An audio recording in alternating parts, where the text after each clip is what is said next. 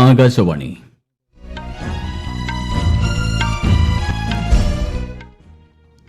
നമസ്കാരം. വാർത്തകൾ വായിക്കുന്നത് ഗോപകുമാർ.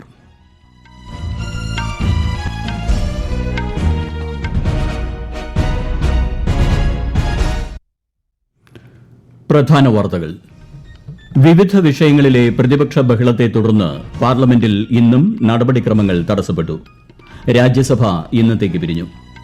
79ാമത് സ്വാതന്ത്ര്യ ദിനാഘോഷത്തിന് മുന്നോടിയായി രാജ്യത്തുടനീളം ഹർ ഘർ തിരംഗ ഹർ ഘർ സ്വച്ഛതാ ക്യാമ്പയിന് തുടക്കമായി. പ്രധാനമന്ത്രി നരേന്ദ്രമോദി ബ്രസീൽ പ്രസിഡന്റ് ലുല ഡാ സിൽവയുമായി ടെലിഫോൺ സംഭാഷണം നടത്തി. വിവിധ മേഖലകളിൽ സഹകരണം വർദ്ധിപ്പിക്കാൻ ധാരണ. ഈ വർഷം ജനുവരി മുതൽ ഏപ്രിൽ വരെ ഇന്ത്യയിലേക്ക് ചികിത്സാ ആവശ്യങ്ങൾക്കായി 1.31 ലക്ഷത്തിലധികം വിദേശ വിനോദസഞ്ചാരികൾ രാജ്യത്തെത്തിയതായി കേന്ദ്ര ടൂറിസം മന്ത്രി ഗജേന്ദ്ര സിംഗ് ഷെഖാവത്ത്. 2040ഓടെ ഏറ്റവും മികച്ച ബഹിരാകാശ സാങ്കേതിക വിദ്യയുള്ള രാജ്യമായി ഇന്ത്യ മാറുമെന്ന് ISRO chairman doctor V Narayanan. ബാങ്കോക്കിൽ നടക്കുന്ന അണ്ടർ 19 ഏഷ്യൻ ബോക്സിംഗ് ചാമ്പ്യൻഷിപ്പിൽ 5 ഇന്ത്യൻ താരങ്ങൾ സെമി ഫൈനലിൽ പ്രവേശിച്ചു. വാർത്തകൾ വിശദമായി. വിവിധ വിഷയങ്ങളിലെ പ്രതിപക്ഷ പ്രതിഷേധത്തെ തുടർന്ന് പാർലമെന്റിന്റെ ഇരുസഭകളിലും നടപടികൾ തടസ്സപ്പെട്ടു. ക്വിറ്റ് ഇന്ത്യ പ്രസ്ഥാനത്തിന് കീഴിൽ ഇന്ത്യയുടെ സ്വാതന്ത്ര്യത്തിനായി പോരാടിയവർക്ക് ആദരാഞ്ജലികൾ അർപ്പിച്ചുകൊണ്ടാണ് ഇരുസഭകളും സമ്മേളനം ആരംഭിച്ചത്. ഉച്ചയ്ക്ക് 12 മണിവരെ നിർത്തിവച്ച രാജ്യസഭയിൽ നടപടികൾ പുനരാരംഭിച്ചെങ്കിലും പ്രതിഷേധം രൂക്ഷമായതോടെ ഇന്നത്തേക്ക് പിരിയുകയായിരുന്നു. ബഹളത്തെ തുടർന്ന് രാജ്യസഭയിൽ ഇതിനകം 56 മണിക്കൂറിലധികം നഷ്ടപ്പെട്ടതായി ഉപാധ്യക്ഷൻ ഹരിവൻഷ് പറഞ്ഞു. 12 മണിക്ക് ലോക്സഭയിൽ നടപടികൾ പുനരാരംഭിച്ചെങ്കിലും ബഹളം രൂക്ഷമായതോടെ 3 മണിവരെ നിർത്തിവച്ചു.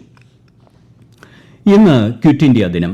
1942 ഓഗസ്റ്റ് 8-നാണ് ബോംബെയിൽ നടന്ന അഖിലേന്ത്യാ കോൺഗ്രസ് കമ്മിറ്റി സമ്മേളനത്തിൽ മഹാത്മാഗാന്ധി പ്രവർത്തിക്കുക അല്ലെങ്കിൽ മരിക്കുക എന്ന ആഹ്വാനം നൽകി ക്വിറ്റ് ഇന്ത്യ പ്രസ്ഥാനത്തിന് തുടക്കം കുറിച്ചത്.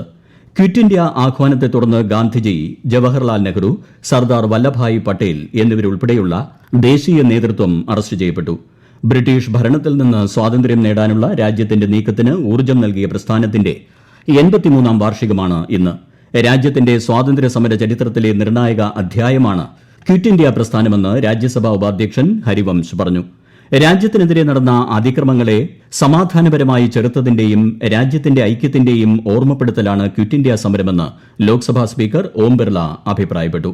भारत छोड़ो आंदोलन देशवासियों के बीच अटूट एकता की शक्ति और अन्याय अत्याचार के विरुद्ध हमारे शांतिपूर्ण प्रतिरोध का शाश्वत प्रतीक है. इस अवसर पर हम राष्ट्रपिता महात्मा गांधी और भारत की स्वतंत्रता के लिए अपना सर्वोच्च बलिदान देने वाले सभी अमर शहीदों को श्रद्धांजलि अर्पित करते हैं.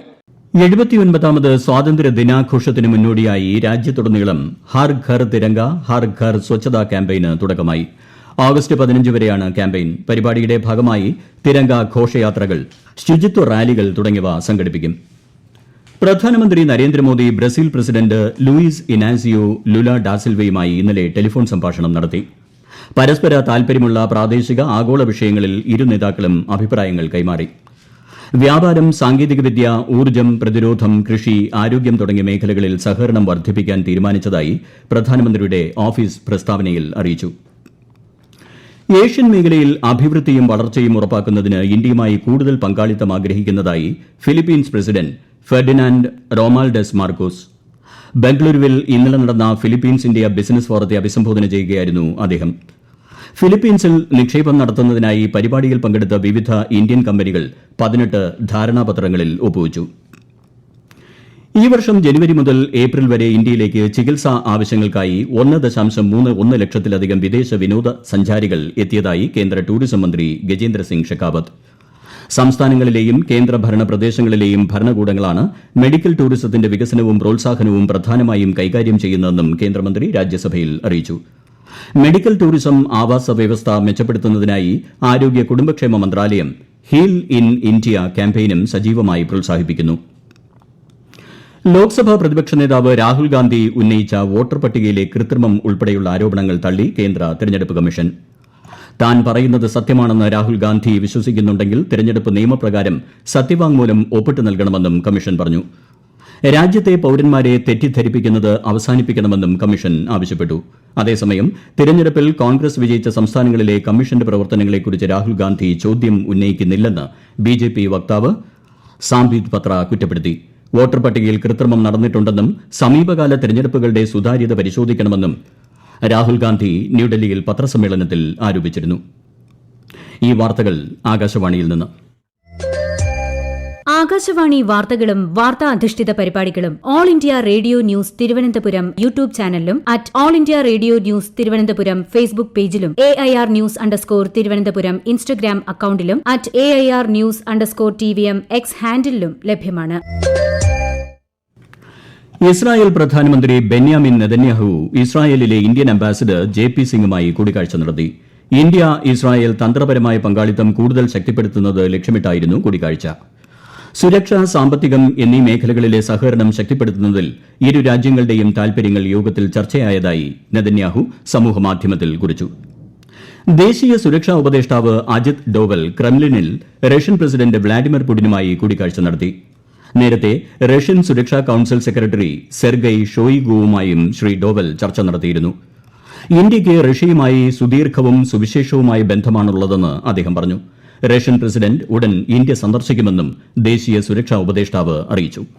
We are very excited and delighted to learn about the visit of His Excellency the President of Russia, President Putin, to India. I think that the dates are almost finalized now. These summit meetings have always been the watershed points. They have always given a new direction to our relations. So I do hope that this meeting at this point of time will give us some new ideas. ബാങ്കോക്കിൽ നടക്കുന്ന under nineteen Asian boxing ചാമ്പ്യൻഷിപ്പിൽ ഇന്ത്യയുടെ medal നേട്ടം 12 ഉയർന്നു. ഇന്നലെ ഇന്ത്യയുടെ 5 പുരുഷ ബോക്സർമാർ semi ഫൈനലിൽ കടന്നു. 7 വനിതാ താരങ്ങളും നേരത്തെ സെമി പ്രവേശനം നേടിയിരുന്നു. 2040ഓടെ ഏറ്റവും മികച്ച ബഹിരാകാശ സാങ്കേതിക വിദ്യയുള്ള രാജ്യമായി ഇന്ത്യ മാറുമെന്ന് ISRO chairman doctor V Narayanan. തിരുവനന്തപുരത്ത് ഇന്ത്യൻ ഇൻസ്റ്റിറ്റ്യൂട്ട് ഓഫ് ഇൻഡസ്ട്രിയൽ എഞ്ചിനീയറിംഗിന്റെ 67ാമത് ദേശീയ കൺവെൻഷൻ ഉദ്ഘാടനം ചെയ്യുകയായിരുന്നു അദ്ദേഹം. ഓപ്പറേഷൻ സിന്ദൂറിന്റെ സമയത്ത് രാജ്യത്തെ ഓരോ പൌരന്റെയും ജീവൻ സംരക്ഷിക്കുന്നതിൽ ISRO നിർണായക പങ്ക് വഹിച്ചിട്ടുണ്ടെന്നും അദ്ദേഹം പറഞ്ഞു. അമേരിക്ക നടത്തുന്ന താരിഫ് വർധന കേരളത്തിലെ കയറ്റുമതി മേഖലയിൽ വലിയ പ്രത്യാഘാതമുണ്ടാക്കുമെന്ന് ധനമന്ത്രി KN ബാലഗോപാൽ. തിരുവനന്തപുരത്ത് വാർത്താസമ്മേളനത്തിൽ സംസാരിക്കുകയായിരുന്നു അദ്ദേഹം. ഇക്കാര്യത്തിൽ ഗൌരവതരമായ ചർച്ചകൾ നടക്കണമെന്നും പ്രധാനമന്ത്രി ശക്തമായ നിലപാടെടുക്കുമെന്ന് പ്രതീക്ഷിക്കുന്നതായും മന്ത്രി പറഞ്ഞു. കേരളത്തിൽ തദ്ദേശ തെരഞ്ഞെടുപ്പിന്റെ വോട്ടർ പട്ടിക പുതുക്കലിന്റെ ഭാഗമായി തദ്ദേശ സ്ഥാപനങ്ങൾ നാളെയും മറ്റന്നാളും തുറന്നു പ്രവർത്തിക്കും.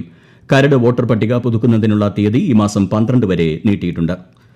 2025 ജനുവരി 1 അതിനു മുൻപോ 18 വയസ്സ് പൂർത്തിയായവർക്ക് വോട്ടർ പട്ടികയിൽ പേര് ചേർക്കാം. അന്തിമ വോട്ടർ പട്ടിക ഈ മാസം 30 പ്രസിദ്ധീകരിക്കും. കേരളത്തിൽ ഒറ്റപ്പെട്ട ഇടങ്ങളിൽ നേരിയ മഴയ്ക്കും ശക്തമായ കാറ്റിനും സാധ്യതയുണ്ടെന്ന് കേന്ദ്ര കാലാവസ്ഥാ വകുപ്പ്. ഇന്ന് 6 ജില്ലകളിൽ മഞ്ഞ ജാഗ്രത പ്രഖ്യാപിച്ചു. കാപ്പിൽ മുതൽ പൊഴിയൂർ വരെയും ആലപ്പാട്ട് മുതൽ ഇടവ വരെയും കന്യാകുമാരി തീരത്തും കടലാക്രമണത്തിനും സാധ്യത.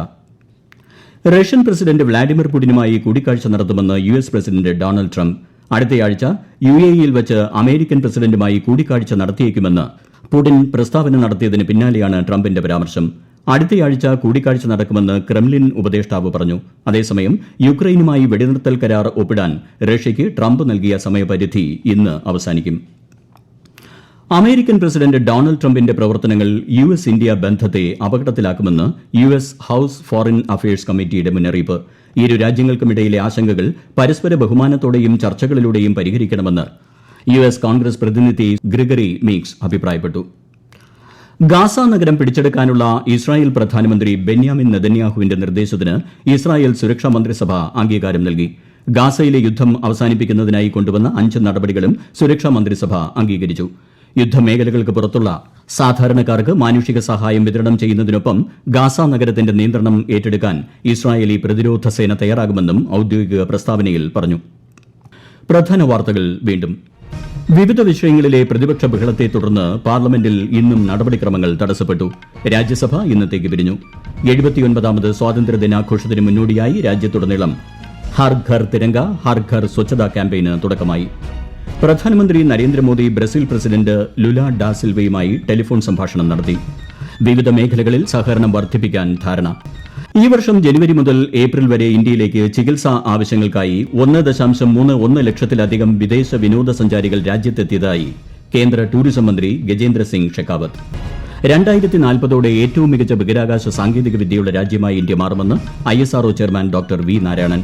ബാങ്കോക്കിൽ നടക്കുന്ന അണ്ടർ-19 ഏഷ്യൻ ബോക്സിംഗ് ചാമ്പ്യൻഷിപ്പിൽ 5 ഇന്ത്യൻ താരങ്ങൾ സെമി ഫൈനലിൽ പ്രവേശിച്ചു. വാർത്തകൾ കഴിഞ്ഞു. അടുത്ത വാർത്താ പ്രക്ഷേപണം വൈകിട്ട് 6:30.